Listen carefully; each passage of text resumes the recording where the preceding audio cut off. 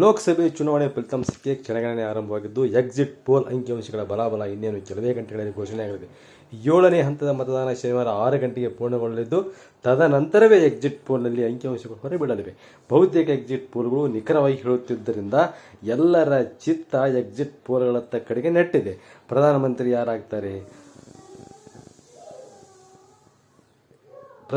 ಯಾರಾಗ್ತಾರೆ, NDA ಅಧಿಕಾರಕ್ಕೆ ಬರುತ್ತಾ, India ಒಕ್ಕೂಟ ಅಧಿಕಾರಕ್ಕೆ ಬರುತ್ತಾ, ಹೀಗೆ ಕುತೂಹಲದಿಂದ ಕಾಯುತ್ತಿರುವ ಮತದಾರರು ಜೂನ್ 4ರವರೆಗೆ ಕಾಯಲೇಬೇಕಾಗಿದೆ. ಈ ಹಿನ್ನೆಲೆಯೊಳಗೆ ಹಾವೇರಿ ಲೋಕಸಭೆ ಕ್ಷೇತ್ರದಲ್ಲಿ ಚುನಾವಣೆ ಭಾರೀ ಜಿದ್ದಾಜಿದ್ದಿನಿಂದ ಕೂಡಿತ್ತು. ಬಿಜೆಪಿ ಅಭ್ಯರ್ಥಿ ಮಾಜಿ ಸಿಎಂ ಬಸವರಾಜ ಬೊಮ್ಮಾಯಿ ಗೆಲ್ತಾರಾ ಅಥವಾ ಗ್ಯಾರಂಟಿಗಳ ಮೇಲೆಯೇ ಭಾರ ಹಾಕಿ ಕುಳಿತಿರುವ ಕಾಂಗ್ರೆಸ್ನ ಆನಂದ ಸ್ವಾಮಿ ಗಡ್ಡದೇವರಮಠ ಜೇವರಿ ಬಾರಿಸ್ತಾರ ಅನ್ನೋದು ಕುತೂಹಲಕ್ಕೆ ಎಡೆ ಮಾಡಿಕೊಟ್ಟಿದೆ. ಹ್ಯಾಟ್ರಿಕ್ ಗೆಲುವಿನಿಂದ ಬೀಗುತ್ತಿರುವ ಬಿಜೆಪಿ ಸೋಲಿಸಲು ಕೈಪಡೆ ಬೆವರರಿಸಿದೆ. ಆದರೆ ರಾಜಕಾರಣದ ಪಟ್ಟುಗಳ ಬಿಗಿ ಪಟ್ಟಿನೊಂದಿಗೆ ಬಿಜೆಪಿ ಹೆಜ್ಜೆ ಹಾಕಿದ್ದರಿಂದ ಕಣ ರಣ ರೋಚಕ ಎನಿಸಿದೆ. ಇಲ್ಲಿ ವೀರಶೈವ ಲಿಂಗಾಯತ ಸಮುದಾಯದ ಮತದಾರರೇ ನಿರ್ಣಾಯಕರಾಗಿದ್ದಾರೆ. ಬಿಜೆಪಿ ಅಭ್ಯರ್ಥಿ ಮಾಜಿ ಸಿಎಂ ಬಸವರಾಜ ಬೊಮ್ಮಾಯಿ ಹಾಗೂ ಕಾಂಗ್ರೆಸ್ ಅಭ್ಯರ್ಥಿ ಆನಂದ ಸ್ವಾಮಿ ಗಡ್ಡದೇವರಮಠ ನಡುವೆ ತುರುಸಿನ ಪೈಪೋಟಿ ನಡೆದಿರುವುದು ಸತ್ಯ.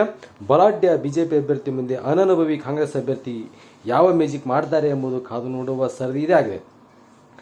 ಕ್ಷೇತ್ರದ 8 ವಿಧಾನಸಭೆ ಕ್ಷೇತ್ರದ ಪೈಕಿ ಶಿರಟ್ಟಿ ಕ್ಷೇತ್ರದಲ್ಲಿ ಮಾತ್ರ ಬಿಜೆಪಿ ಶಾಸಕರಿದ್ದು, ಉಳಿದೆಲ್ಲ ಕಡೆಗೂ ಕಾಂಗ್ರೆಸ್ ಶಾಸಕರಿದ್ದಾರೆ ಎಂಬುದೇ ಕೈಪಿಡಿಗೆ ಬಹುದೊಡ್ಡ ಬಲ.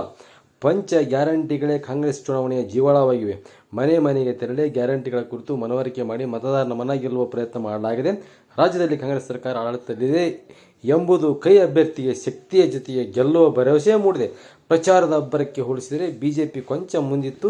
ಅನೇಕ ಚುನಾವಣೆಗಳನ್ನು ಎದುರಿಸಿರುವ ಬಿಜೆಪಿ ಅಭ್ಯರ್ಥಿ ಬಸವರಾಜ ಬೊಮ್ಮಾಯಿ ತಮ್ಮ ಚುನಾವಣೆಯನ್ನು ಅತ್ಯಂತ ಅಚ್ಚುಕಟ್ಟಾಗಿ ನಿಭಾಯಿಸಿದ್ದಾರೆ. ಶಿಗ್ಗಾಂವ್ ಶಾಸಕ ಮಾಜಿ ಸಿಎಂ ಬಸವರಾಜ ಬೊಮ್ಮಾಯಿ ಅವರಿಗೆ ಮಹದಾಯಿ ಮತ್ತಿತರ ಪ್ರಮುಖ ಸಮಸ್ಯೆಗಳ ಬಗ್ಗೆ ಸಂಪೂರ್ಣ ಅರಿವಿದೆ. ಈ ಹಿಂದೆ ಮಹದಾಯಿ ಕುಡಿಯುವ ನೀರಿಗಾಗಿ ಹೋರಾಟವನ್ನು ಮಾಡಿದಂಥವರು ಅಖಂಡ ಧಾರವಾಡ ಜಿಲ್ಲೆಯಲ್ಲಿ ಸಂಪೂರ್ಣ ಚಿರಪರಿಚಿತರು. ಅಲ್ಲದೆ ಕ್ಷೇತ್ರದ ಸಮಸ್ಯೆಗಳ ಪಟ್ಟಿ ಮಾಡಿಕೊಂಡು ಈಡೇರಿಸುವ ಭರವಸೆ ನೀಡುವುದರೊಂದಿಗೆ ಜಾಗರೂಕತೆಯಿಂದ ಹೆಜ್ಜೆ ಹಾಕಿರುವುದು ಪ್ಲಸ್ ಪಾಯಿಂಟ್ ಇದಾಗಿದೆ. ಇದಲ್ಲದೆ ಕಳೆದ ಲೋಕಸಭೆ ಚುನಾವಣೆಯಲ್ಲಿ ಕ್ಷೇತ್ರ ವ್ಯಾಪ್ತಿಯ ಎಲ್ಲ ವಿಧಾನಸಭೆ ಕ್ಷೇತ್ರಗಳಲ್ಲೂ ಬಿಜೆಪಿ ಮೇಲುಗೈ ಸಾಧಿಸಿರುವುದು ವಿಶೇಷ. ನರೇಂದ್ರ ಮೋದಿಯೇ ಬಿಜೆಪಿಗೆ ಟ್ರಂಪ್ ಕಾರ್ಡ್ ಎನಿಸಿದ್ದಾರೆ. ದೇಶದ ಸುರಕ್ಷತೆಗೆ ಮತ ನೀಡಬೇಕೆಂದು ಹೇಳಿಕೊಂಡು ಬಿಜೆಪಿ ಮತಯಾಚನೆ ಮಾಡಲಾಗಿದೆ. ಆದರೆ ಕಾಂಗ್ರೆಸ್ಗೆ ಪಂಚ ಗ್ಯಾರಂಟಿ ಯೋಜನೆಗಳೇ ಜೀವ ಮತ್ತು ಜೀವಾಳವಾಗಿವೆ.